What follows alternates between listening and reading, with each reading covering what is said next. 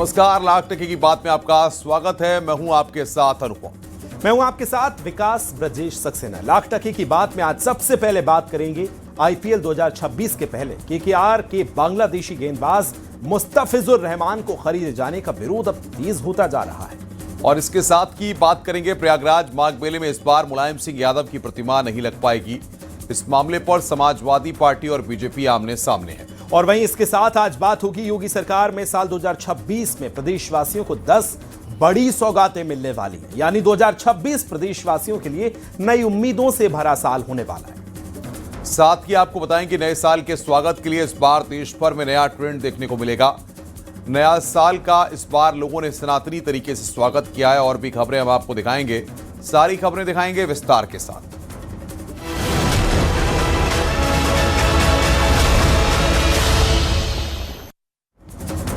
बांग्लादेश में हिंदुओं पर हिंसा की खबरों के बीच आईपीएल 2026 से पहले कोलकाता नाइट राइडर्स के बांग्लादेशी गेंदबाज मुस्तफिजुर रहमान को खरीदे जाने का विरोध अब तेज होता जा रहा है।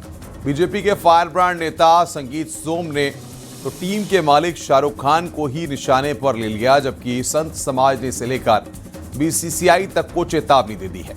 इस रिपोर्ट को देखिए।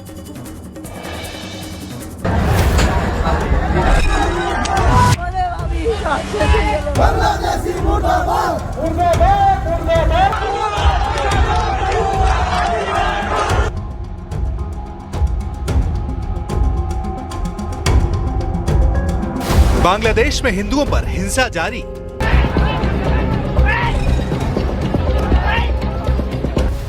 क्रिकेट के मैदान तक पहुंची हिंदुओं पर हिंसा की आंच।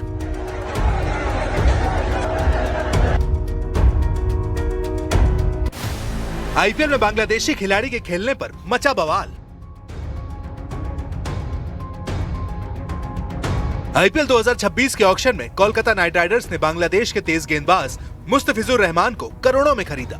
चेन्नई सुपर किंग्स के साथ चली कड़ी बोली के बाद केकेआर ने उन्हें अपने खेमे में शामिल किया है। लेकिन बांग्लादेश में हिंदुओं पर हुई हिंसा की खबर ने अब केकेआर को बैकफुट पर ला दिया है। ऑक्शन खत्म होते ही ये फैसला विवादों में घिर गया। आईपीएल में बांग्लादेशी खिलाड़ी की मौजूदगी को लेकर देश भर में विरोध शुरू हो गया है। बीजेपी नेता संगीत सोम ने सीधा केकेआर के कोऑनर शाहरुख खान को ही निशाने पर ले लिया है। रहमान जैसे खिलाड़ी भारत में खेलने आएंगे तो एयरपोर्ट से बाहर कदम नहीं रख पाएंगे, हम दावे के साथ कह रहे हैं। समझना चाहिए शाहरुख खान जैसे गद्दारों को कि जिस तरीके की गद्दारी आप देश के साथ कर रहे हैं, आपको यहां तक अगर आज पहुंचाया तो इस देश के लोगों ने पहुंचाया। आपको अगर पैसा मिलता है तो यहां के देश के लोगों से मिलता है, लेकिन आप उस पैसे से देश के साथ गद्दारी करते हैं। आप कभी पाकिस्तान को चंदा देने की बात करते हैं, कभी रहमान जैसे खिलाड़ियों को खरीदने की बात करते हैं। ये देश में अब नहीं चलेगा। इन गद्दारों की देश में कोई जगह नहीं रहेगी, ये मैं कहना चाहता हूं। संगीत सोम के बयान पर सियासी घमासान भी तेज हो गया है। कांग्रेस ने इस बयान को नफरत फैलाने वाला और ओछी राजनीति करार दिया है। संगीत सोम जैसे नेता शाहरुख खान पर ओछी टिप्पणी करके अपनी मानसिक विकृतता दिखाते हैं, मानसिक रोग दिखाते हैं। ऐसे लोगों का इलाज आगरा के पागल खाने में होना चाहिए। और रही बात बांग्लादेश की खिलाड़ियों की, तो भारतीय जनता पार्टी से, नरेंद्र मोदी से और अमित शाह से इस्तीफा मांगी है संगीत सोम, क्योंकि पिछले 7 महीनों से जो बांग्लादेश के हालात हो रहे हैं, बांग्लादेश में हिंदुओं की हत्याएं हो रही हैं, आपकी 56 इंच के नरेंद्र मोदी का सीना 26 इंच का हो गया। विवाद सिर्फ राजनीति तक सीमित नहीं रहा। कथावाचक देवकी नंदन ठाकुर ने भी आईपीएल में बांग्लादेशी खिलाड़ियों को शामिल किए जाने पर कड़ा ऐतराज जताया है। उन्होंने बीसीसीआई से मांग की है कि आईपीएल में किसी भी बांग्लादेशी खिलाड़ी को जगह न दी जाए। इससे पहले बागेश्वर धाम के पीठाधीश्वर पंडित धीरेन्द्र कृष्ण शास्त्री भी इस मुद्दे पर विरोध जता चुके हैं।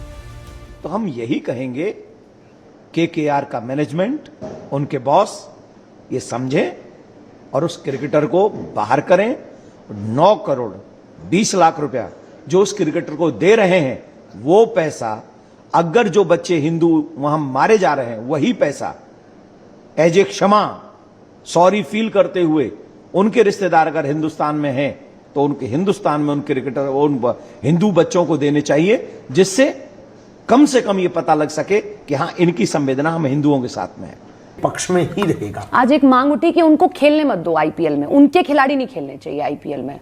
बांग्लादेश के? अच्छा है, उत्तम है, मतलब बॉयकॉट करो पूरा? बिल्कुल सही है। यदि हमारे वहाँ परिवारजनों को आप इस प्रकार से कृत्य करेंगे और हमारे देश में आकर के आप खेलेंगे और अपने वहाँ पर उन लोगों को पैसा देंगे जो लोग वहाँ पर हमारी हिंदू भाइयों को मार रहे हैं, तो हमें लगता है कि ये तो बहुत गलत है, नहीं खेलना चाहिए। सही, उत्तम है। हालांकि क्रिकेटिंग नजरिए से देखें तो मुस्तफिजुर रहमान आईपीएल के लिए नया नाम नहीं है। मुस्तफिजुर रहमान 2016 से आईपीएल में खेल रहे हैं। केकेआर से पहले वो Sunrisers Hyderabad, Rajasthan Royals, Mumbai Indians, Delhi Capitals और चेन्नई सुपर किंग्स के लिए भी खेल चुके हैं। पिछले सीजन में वो चोट की वजह से दिल्ली कैपिटल्स के लिए सिर्फ 3 मैच ही खेल पाए थे। अब एक तरफ केकेआर के लिए मुस्तफिजुर की एंट्री को टीम के लिए मजबूती माना जा रहा है, तो दूसरी तरफ इसे लेकर उठ रहा विवाद लंबा खिंचता दिख रहा है। इस बीच आईपीएल 2026 से पहले खेल राजनीति और भावनाओं के टकराव के बीच फंसता नजर आ रहा है।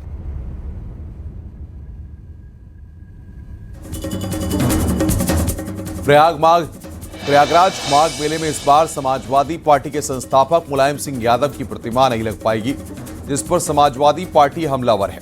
क्योंकि आज संगम नगरी में मूर्ति का लोकार्पण होना था, लेकिन इससे पहले ही मेला प्राधिकरण की ओर से आयोजकों को नोटिस दे दिया गया। इस पूरे मामले पर यूपी की सियासत किस तरह गरमाई है, रिपोर्ट में आपको दिखाते हैं।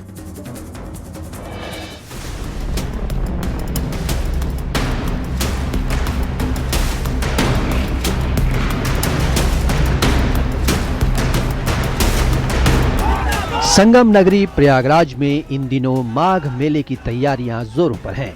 लाखों श्रद्धालु यहां स्नान और पूजा के लिए जुटते हैं, लेकिन इस बार मेला एक राजनीतिक विवाद की चपेट में आ गया है। समाजवादी पार्टी के संस्थापक और पूर्व मुख्यमंत्री मुलायम सिंह यादव की प्रतिमा यहां नहीं लग पाएगी। मेला प्राधिकरण ने आयोजकों को नोटिस जारी कर भूमि आवंटन रद्द कर दिया है, जिस पर अखिलेश यादव ने सवाल उठाए हैं। उनका कहना है कि नेताजी की मूर्ति स्थापना के लिए पिछले साल महाकुंभ में स्थान दिया गया था, तो इस साल माघ मेले में सवाल क्यों उठाए जा रहे हैं। हमारे राष्ट्रीय अध्यक्ष ने कानून व्यवस्था को देखते हुए और मेला प्रशासन के विचार को देखते हुए उन्होंने कहा मूर्ति नहीं लगेगी, यहाँ राधा कृष्ण की मूर्ति रखेंगे, तब तो दिक्कत नहीं है ना। तो राधा कृष्ण की मूर्ति लगाएंगे आप? हाँ, राधा कृष्ण की मूर्ति लगाने में क्या दिक्कत क्या है? अच्छा, माननीय मुलायम सिंह जी की मूर्ति नहीं लगाएंगे आप लोग? नहीं लगाएंगे। ये सहमत है इस पर? सहमत है। वहीं बीजेपी का कहना है कि अखिलेश यादव मुख्यमंत्री रहे हैं, लेकिन उनको माघ मेले में जमीन आवंटन प्रक्रिया का जरा सा भी ज्ञान नहीं है। अखिलेश यादव जी उत्तर प्रदेश जैसे बड़े राज्य के मुख्यमंत्री रहे हैं और उनके शासनकाल के दौरान भी एक महाकुंभ का आयोजन हुआ है, लेकिन महाकुंभ के मेले और माघ मेले में भूमि का आवंटन जो होता है उसके अंतर का संज्ञान उन्हें नहीं है, ज्ञान नहीं है। बड़ा दुर्भाग्य का विषय है। माघ मेला में किसी भी संस्था को अगर भूमि का आवंटन होता है तो प्रत्येक माघ मेले में उसको क्रम अनुसार मिलता है, उसके भी लेकिन नियम कानून है।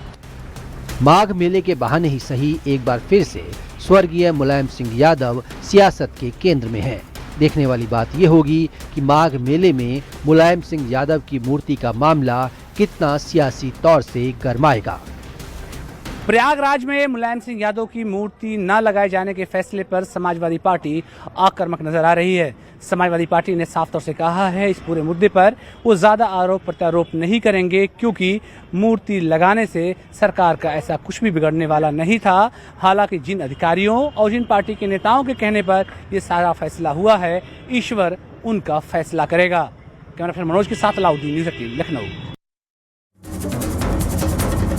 योगी सरकार साल 2026 में प्रदेशवासियों को 10 बड़ी सौगातें देने वाली है। 2026 प्रदेशवासियों के लिए नई उम्मीदों का साल साबित होगा। 2026 में प्रदेश के युवाओं को योगी सरकार से गुड न्यूज मिलेगी। 10 बड़ी सौगातों की अगर हम बात करें तो प्रदेश के युवाओं को मिलेगी 1.5 लाख सरकारी नौकरी की सौगात और इसके साथ ही नोएडा इंटरनेशनल एयरपोर्ट बनेगा देश का जेवर।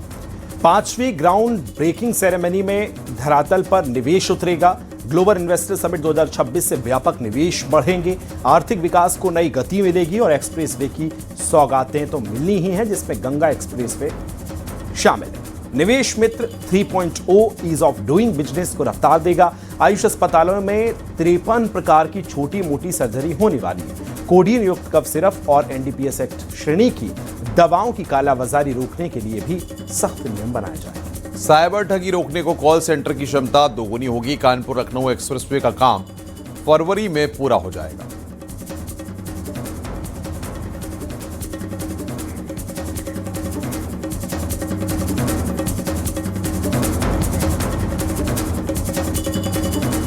तो 2026 उत्तर प्रदेश में सौगातों का पिटारा लेकर आ रहा है। आगे बढ़ते नए साल के पहले दिन मुख्यमंत्री आवास में बधाई देने वालों का तांता लग गया। इस मौके पर उत्तराखंड के मुख्यमंत्री पुष्कर सिंह धामी ने एक बार फिर अपना संकल्प दोहराया। सीएम ने यह साफ कहा कि देवभूमि के देवत्व और डेमोग्राफिक संतुलन को बनाए रखने के लिए वेरिफिकेशन ड्राइव और अतिक्रमण हटाओ अभियान को 2026 में और तेज किया जाएगा। रिपोर्ट में आपको दिखाते हैं।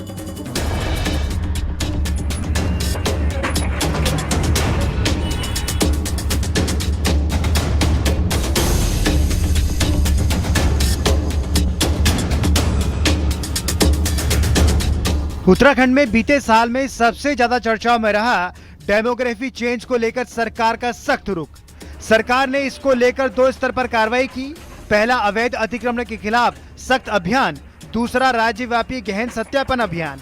वेरिफिकेशन ड्राइव के दौरान सैकड़ों ऐसे लोग चिन्हित किए गए जो फर्जी दस्तावेजों के सहारे सरकारी योजनाओं का फायदा ले रहे थे। यही नहीं, अवैध रूप से रह रहे 19 बांग्लादेशी नागरिक भी इस दौरान पकड़े गए। वहीं अतिक्रमण हटाओ अभियान के तहत 10,000 एकड़ से ज्यादा जमीन अतिक्रमण मुक्त कराई गई, जिसमें 500 से ज्यादा अवैध मजारें भी शामिल थी। मुख्यमंत्री का कहना है कि 2026 में इन अभियानों की रफ्तार और बढ़ाई जाएगी। डेमोग्राफी और यहाँ की जो हमारी संस्कृति है वो बची रहनी चाहिए। हमारे सांस्कृतिक मूल्य किसी भी कीमत पर खराब नहीं होने चाहिए। डेमोग्राफी पहले के समय में काफ़ी उसका नुकसान हुआ है। डेमोग्राफी को लेकर हमारा संकल्प है कि नए वर्ष में हम इस डेमोग्राफी के संरक्षण के लिए, डेमोग्राफी को खराब न होने देने के लिए और जो खराब हो गई है उसको ठीक करने के लिए सत्यापन अभियान और तेजी से चलाएंगे। अतिक्रमण अभियान जो हुआ है, अतिक्रमण विरोधी अभियान, उसको भी और तेजी से चलाएंगे। नए साल के साथ मुख्यमंत्री ने 2026 के लिए सरकार का विजन भी साफ किया है। सीएम ने कहा कि जिन योजनाओं की शुरुआत हो चुकी है उन्हें तय समय में पूरा करना सरकार की प्राथमिकता है। साथ ही जिन प्रोजेक्ट का शिलान्यास किया गया है उनको पूरा करना सरकार का संकल्प है। पिछले वर्षों में जो हमने काम किए हैं, अनेक योजनाओं को आगे बढ़ाया है, अनेक योजनाएं प्रारंभ की हैं, वो सभी योजनाएं आम जन के लिए, राज्य के विकास के लिए हैं, राज्य को उन्नति पर पहुंचाने के लिए हैं, राज्य को शिखर पर पहुंचाने के लिए हैं। उन सभी को पूरा करना है, उन सभी को सिद्धि तक पहुंचाना है जो संकल्प लिए हैं। इसके साथ साथ जो काम हमने शुरू किए, जो योजनाएं प्रारंभ की, उन सभी योजनाओं को पूरा करना है। जिनके शिलान्यास हो चुके हैं वो योजनाएं पूरी हों, ये हमारा संकल्प है। ये है नए साल पर मुख्यमंत्री धामी का साफ साफ रोड मैप। देवभूमि के देवत्व से कोई समझौता नहीं, नीतियों में निरंतरता, योजनाओं में रफ्तार बनी रहेगी और अतिक्रमण हो या फिर योजनाओं में लापरवाही, इन पर कार्रवाई में सख्ती भी देखने को मिलती रहेगी। देहरादून से न्यूज 18 के लिए सुनील नप्रभात की रिपोर्ट। अब नए साल के स्वागत के लिए देश भर में जश्न देखने को मिला। नए साल के पहले दिन लोगों ने मंदिर जाकर प्रभु का आशीर्वाद भी लिया। अयोध्या, मथुरा, काशी के अलावा दूसरे शहरों के मंदिरों में श्रद्धालुओं का तांता लग गया। नए साल पर मंदिर दर्शन की रिपोर्ट देखिए।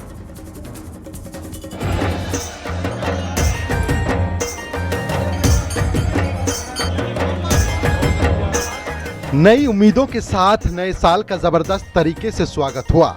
सूरज की पहली किरण के साथ लोगों ने नववर्ष का खुले दिल से वेलकम किया। देश के अलग अलग हिस्सों से साल के पहले दिन के सूर्योदय का मन मोहने वाला दृश्य दिखा। पूरब से पश्चिम और उत्तर से दक्षिण तक उगते सूरज ने सभी को रोमांचित कर दिया। नया साल अच्छा बीते, इस कामना के साथ लोगों ने ईश्वर का आशीर्वाद लेकर दिन की शुरुआत की।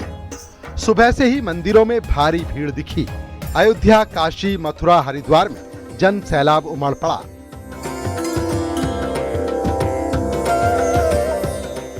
रामनगरी में रामलला की प्राण प्रतिष्ठा के 2 साल पूरे होने पर उत्सव चल रहा है। इस खास मौके पर भारी तादाद में श्रद्धालु अयोध्या पहुंचे हैं। सरयू के घाट से लेकर अयोध्या के मुख्य मंदिरों तक श्रद्धालुओं की भारी भीड़ है। हम लोग एमपी इंदौर से। आज साल का पहला दिन है, दर्शन कर रही हैं यहाँ पे, कैसा लग रहा है? जी बहुत अच्छा लग रहा है। हम बनारस से आ रहे हैं और अभी कल रात को आए थे और अभी हम दर्शन के लिए जा रहे हैं। अब देखते हैं दर्शन होते हैं कि नहीं होते हैं। दर्शन तो होगा ही। कहाँ से आई हैं आप? हम वहीं से आए हैं। कैसा लग रहा है यहाँ के? बहुत बढ़िया लग रहा है। नए साल की शुभकामना के साथ काशी नगरी ने भक्तों का स्वागत किया। काशी विश्वनाथ मंदिर में जन सैलाब उमड़ पड़ा है। भीड़ को देखते हुए श्रद्धालुओं को 5 गेटों से मंदिर में एंट्री दी जा रही है। एक हफ्ते में 20 लाख से ज्यादा श्रद्धालु दर्शन कर चुके हैं। आप देखिए लगातार जो भक्त हैं वो काशी विश्वनाथ मंदिर पहुंच रहे हैं और लंबी आस्था की कतारें हैं जो आपको दिखाई दे रही होंगी। चाहे वो नंदूफारिया मार्ग हो, चाहे वो मैदागिन से आने वाले रास्ता हो, गुदौलिया से आने वाला रास्ता हो, सभी रास्तों पर कुछ इसी तरीके से जो भीड़ है वो लगातार चल रही है। आप ये देखिए एक दूसरी कतार है जो नंदूफारिया मार्ग से, वो भी गुदौलिया तक लगी हुई है। इसके अलावा मैदागिन से भी जो कतार है वो लगी हुई है। लोगों से हम यहाँ पर बात करते हैं। कहाँ से आए हैं नौजवान, कहाँ से आए हैं आप लोग? काशिया। तो ये देखिए हर हर महादेव के नारों से पूरी काशी गूंज रही है। मन प्रसन्न है बाबा के दरबार में? प्रसन्न है, खूब बढ़िया। कहाँ से आए हैं आप लोग? सिद्धार्थनगर से। सिद्धार्थनगर से। सिद्धार्थनगर से। अच्छा, तो ये देखिए ये सब लोग कहाँ से आए हैं आप लोग? चंदौली से आए हैं। चंदौली से आए हैं। तो ये लगातार जो आपको आस्था की कतार है ये कई घंटों से लगी है। वाराणसी के 80 घाट पर साल की पहली गंगा आरती देखने के लिए बहुत सारे लोग पहुंचे। शंखनाद के साथ साल की शुरुआत की गई।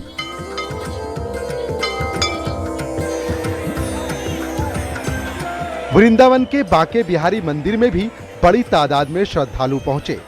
मंदिर के बाहर लंबी कतार लगी है। देखते ही देखते इतनी भीड़ जुट गई कि पांव रखने तक की जगह नहीं बची। जगह भी कम पड़ गई।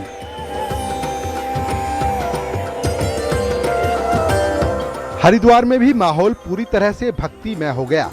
हर की पैड़ी पर गंगा आरती के लिए हजारों लोग जुटे। श्रद्धालु मंत्र मुग्ध दिखे।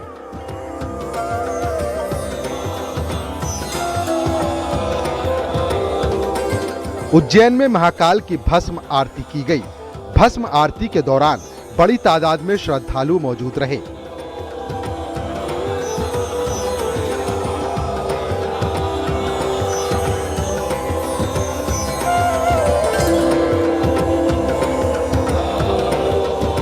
2026 की शुभ शुरुआत के लिए श्रद्धालुओं ने माता के आगे सिर झुकाया। जम्मू में माता वैष्णो देवी के मंदिर में भी श्रद्धालुओं में गजब का उत्साह दिखा। नए साल पर मिर्जापुर में सनातनी सैलाब उमड़ आया। मां विंध्यवासिनी के दरबार में भारी भीड़ है। अलग अलग राज्यों से लोग यहां पहुंचे हैं। बस मां से अपने सब हिंदुस्तान के सारे समस्त हिंदुस्तानी लोग के लिए हम प्यार भरे मां से उपकार चाहेंगे कि मां सबके ऊपर दया बरसाए रखे। मैं यही कहना चाहता हूं कि सबकी शुरुआत अच्छे से हो माता के दर्शन से, ताकि सबकी मनोकामनाएं पूरी हो और सबको अपने कर्मों का फल मिले। ये साल सबसे अच्छा हो क्योंकि ये साल का शुरुआत मैं माता के दर्शन से कर रही हूँ, तो यही उम्मीद से आई हूँ।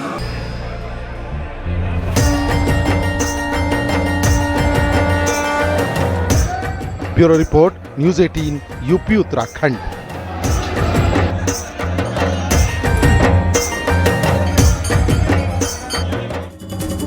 नए साल की पहली सुबह पहाड़ों में बर्फ की चादर बिछ गई। हिमाचल से लेकर कश्मीर घाटी और लद्दाख तक ताजा बर्फबारी ने एक तरफ सैलानियों को रोमांच से भर दिया है, तो दूसरी तरफ कई इलाकों में बर्फबारी से जनजीवन प्रभावित भी नजर आया। रिपोर्ट में आपको दिखाते हैं।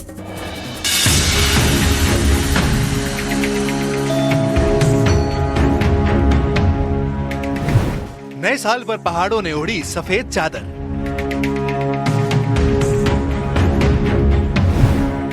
जम्मू कश्मीर और हिमाचल में जबरदस्त बर्फबारी। बर्फबारी से सैलानियों की आई मौज। नए साल 2026 की शुरुआत के साथ ही पहाड़ों ने बर्फ की सफेद चादर ओढ़ ली है। हिमाचल से लेकर जम्मू कश्मीर और लद्दाख तक ताजा बर्फबारी से एक तरफ सैलानियों के चेहरे खिले हैं, तो दूसरी तरफ दुर्गम इलाकों में जनजीवन और आवाजाही पर असर पड़ा है। हिमाचल में बर्फबारी से खिले सैलानियों के चेहरे। मनाली में नए साल के पहले दिन सैलानियों ने बर्फबारी का जमकर मजा लिया है। अटल टनल के पास बर्फ से ढके पहाड़ों के बीच पर्यटक तस्वीरें खिंचवाते और जश्न मनाते नजर आए। आज हम लोगों ने एक्सपेक्ट तो नहीं किया था, एक्चुअली मैं बोल भी नहीं पा रही हूँ, इतना ठंडा हो रहा है। एक्सपेक्ट नहीं किया था कि स्नोफॉल हमको मिल जाएगी, क्योंकि अभी तक जो वीडियोस देखते हुए आ रहे थे तो ऐसा लग रहा था कि स्नोफॉल हो नहीं रही है या स्नो नहीं है, पर आज आके एकदम दिल खुश हो गया है। आज बर्फ के साथ खेल रहे हैं और दोस्तों के साथ एंजॉय कर रहे हैं। ठंड तो लग रही है लेकिन हम खेल रहे तो ठंड नहीं लग रही। कश्मीर घाटी में बदला मिजाज। गुलमर्ग में ताजा बर्फबारी के बाद नजारे पूरी तरह बदल गए हैं। कश्मीर घूमने आए पर्यटकों की चांदी हो गई है। सोनमर्ग में भी नई बर्फबारी से खूबसूरती और ठंड दोनों बढ़ गई है। ऐसा बोलते हैं कि कश्मीर सेफ नहीं है, but this is my second visit and मैं सोलो ट्रैवल करती हूँ और मुझे इससे ज़्यादा सेफ कुछ भी नहीं लगा, because the people are so helpful यहाँ पे and I just feel that this is my second home. So please visit Kashmir and specially Sonmarg, it's beautiful. Kupwara में बर्फबारी से जनजीवन प्रभावित। कुपवाड़ा जिले के ऊपरी इलाकों में लगातार बर्फबारी के चलते कई सड़कें बंद कर दी गयी। मच्छल और केरन जैसी सीमावर्ती इलाकों का संपर्क जिला मुख्यालय से कट गया है। प्रशासन ने स्नो क्लियरेंस मशीनें तैनात कर दी ताकि सड़क संपर्क बहाल किया जा सके।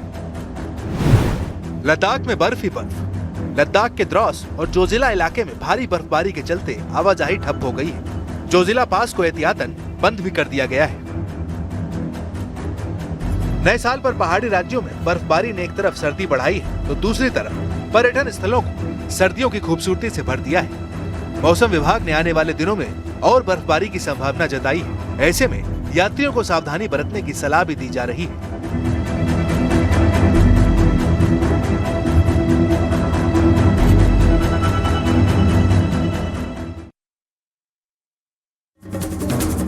और अब बात आईपीएल की करते हैं। इधर आईपीएल में बांग्लादेशी खिलाड़ी को लेकर बवाल जारी है, तो इसी बीच जम्मू में खेला जा रहा है Jammu Kashmir champions cricket league tournament.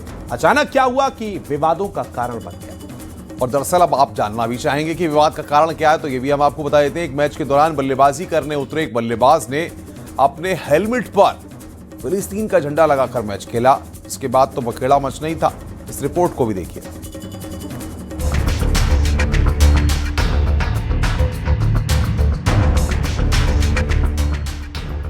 Jammu में खेला जा रहा Jammu Kashmir champions league cricket tournament उस वक्त विवादों में आ गया जब एक मैच के दौरान क्रिकेटर फुरकान भट्ट अपने हेलमेट पर फिलिस्तीन का झंडा लगाए नजर आए। इस घटना के सामने आते ही मामला संवेदनशील हो गया। जम्मू एंड कश्मीर पुलिस ने फुरकान भट्ट को पूछताछ के लिए तलब किया है, जबकि लीग के आयोजक जाहिद भट्ट से भी यह जानने के लिए सवाल किए जा रहे हैं कि क्या इस झंडे के इस्तेमाल की कोई अनुमति ली गई थी और क्या इससे नियमों या कानून व्यवस्था का उल्लंघन हुआ। पुलिस का कहना है कि मामला संवेदनशील है, इसलिए हर पहलू से जांच की जा रही है और जांच पूरी होने के बाद ही आधिकारिक स्थिति स्पष्ट होगी। इधर इस संवेदनशील मामले को लेकर बीजेपी के प्रवीण खंडेवाल ने फुरकान भट्ट पर निशाना साधा है। भारत में यदि रहना है तो भारत का झंडा ही लगाना पड़ेगा, उसके अलावा दूसरा कोई झंडा नहीं लगेगा। और जिस किसी ने भी फिलिस्तीन का झंडा लगाया है तो माना यह जाएगा कि उनका भारत से कोई प्रेम नहीं है, और जिन लोगों को भारत से प्रेम नहीं है बेहतर होगा कि वो भारत छोड़ कर के चले जाएं। मामला जम्मू कश्मीर पुलिस के संज्ञान में आया है और मुझे पूरा विश्वास है कि जम्मू कश्मीर की पुलिस रेलिवेंट कानून के अंतर्गत आवश्यक कदम उठाएगी और ऐसे लोगों को सजा जरूर मिलनी चाहिए जो लोग भारत में रहते हैं लेकिन झंडा दूसरे देशों का लगाते हैं। फुरकान भट्ट के इस तरह हेलमेट पर फिलिस्तीन का झंडा लगाने को लेकर बीजेपी हमलावर है, तो पुलिस हर पहलू से जांच कर रही है। लेकिन सवाल ये कि क्या इस तरह फिलिस्तीन का झंडा लगाकर भारत में मैच खेलना जायज है। Bureau report, news 18।